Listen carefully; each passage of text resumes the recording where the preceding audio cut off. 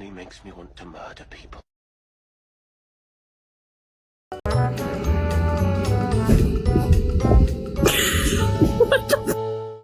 I took the top off to my fish tank because Gay! Gay! Brother, help me!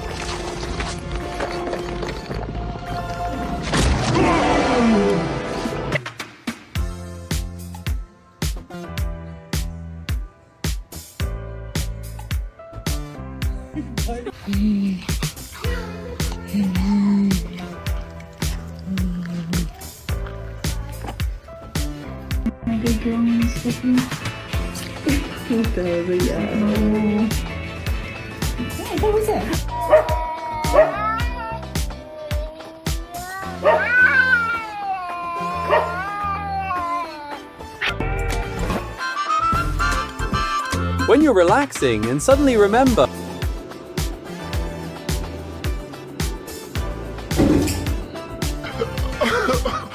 Oh my God, my Shayla, my Shayla.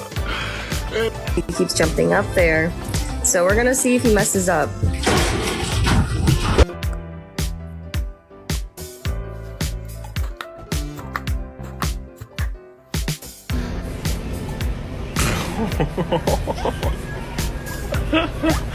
Oh my god.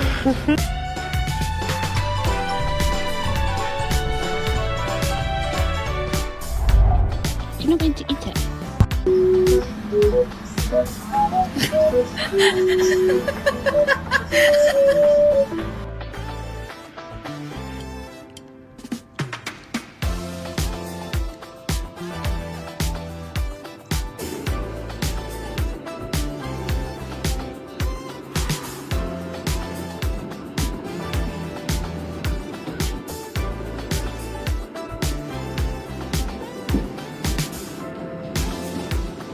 Thì cô sợ rồi, cô làm cô không dám như ông anh, thầy sợ quá là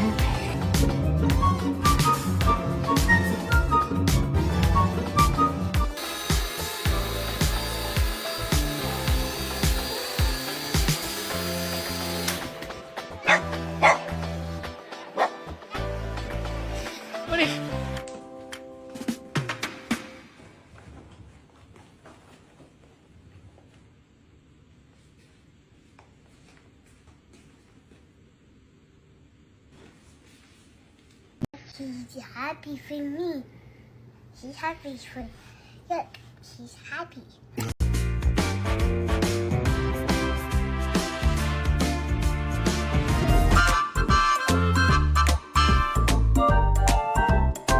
Hey, wait, hold your ambush, bro!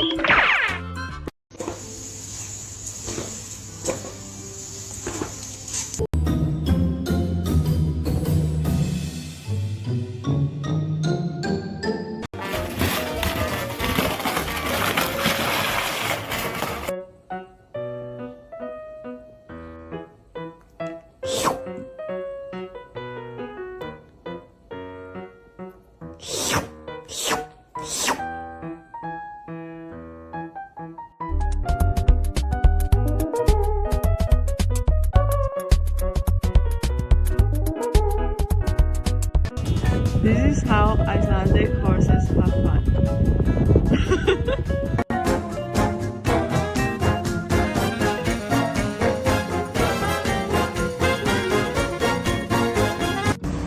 你吐了，咱们看舌头，好吧？海兔。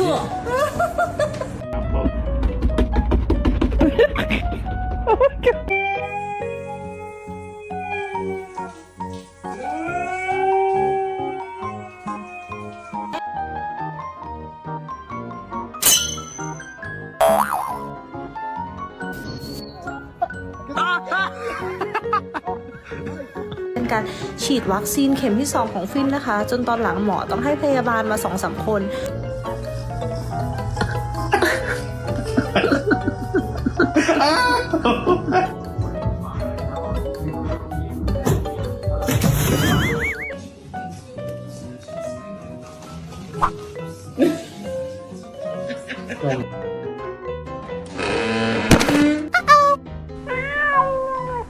You really just deactivated the only thing that made this machine special.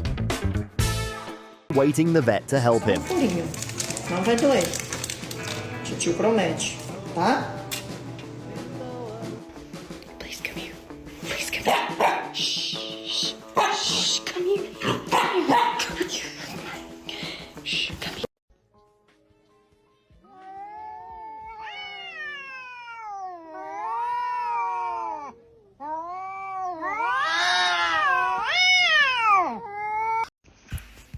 This is the funniest thing I've ever done. I just found, I don't know what made this happen, but it just did. Watch. If I move the carpet just a little bit.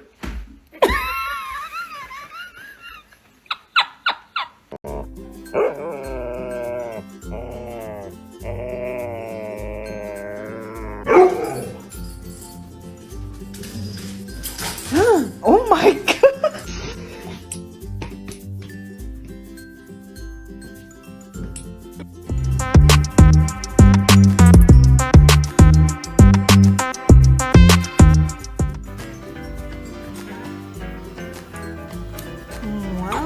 Bravo ma fifi. Oh lolo lolo. C'est une grande fille Athéna.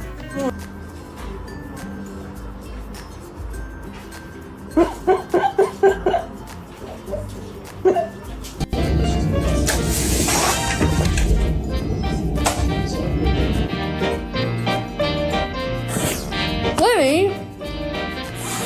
Winnie!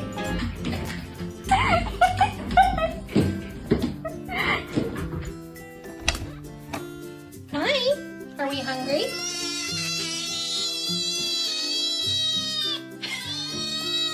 Come on. Are you starving?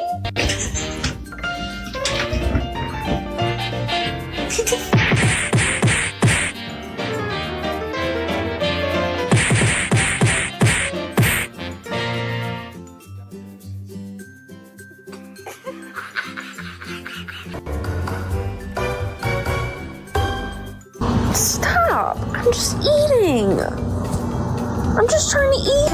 Nori. Nori. What did you bring in? What did you bring?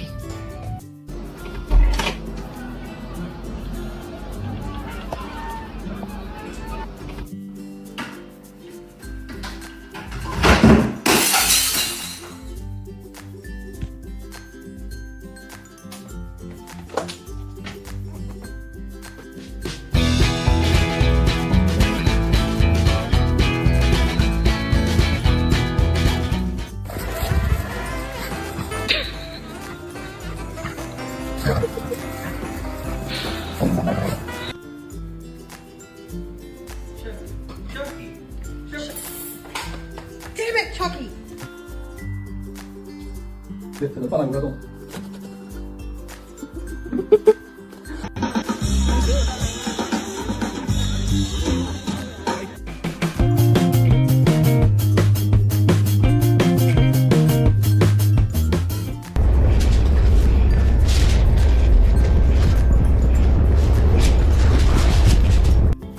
When winter catches you off guard, you just have to find the fun in it.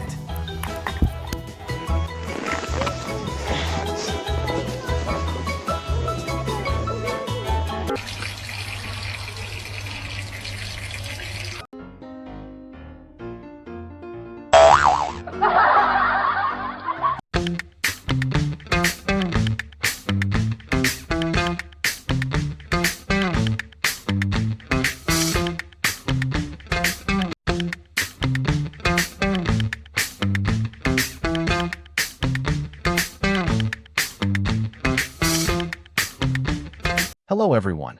Today I will tell you a story. The story is titled, MIT in the Moment I Felt Complete. Please like and subscribe to my channel if you appreciate me. You can skip this if you don't and oppose. Like this video. Thank you very much. The story begins as follows.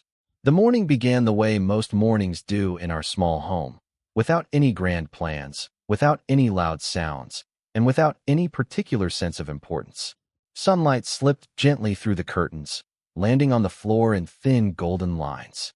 Outside, the world was already busy, but inside, time seemed to move slower. MIT was already awake. He didn't announce it with barking or excited jumping.